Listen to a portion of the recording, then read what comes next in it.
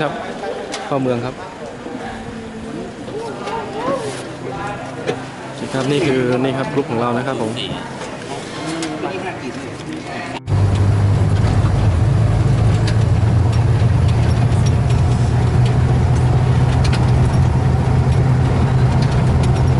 มันหลุดลอกเลยอ่ะ มา4-5 เดือนโอ้โหเหนื่อยจุ๊กจิ๊กจุ๊กจิ๊กจะมีวันนี้ที่มันหลุดลอกสบาย วันนี้อากาศดีไม่ร้อนฝนจะตก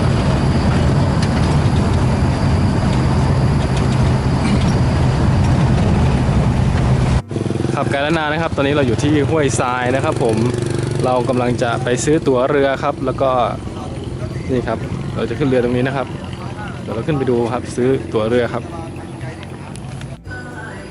ครับการมาซื้อตั๋วเรือนะครับผมก็ต้องเอาพาสปอร์ตมาอย่างนี้ครับเรามากรอกครับ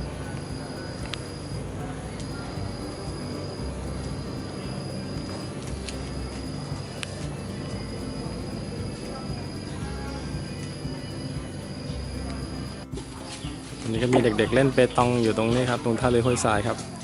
เดี๋ยวเราจะขึ้นเรือไปนี่ครับเรือไปปากเวงนะครับผมท่าเรือครับก็ถึงตอนเย็นนะครับผมนั่งเรือตรงนี้ไปลำหนึ่งนี่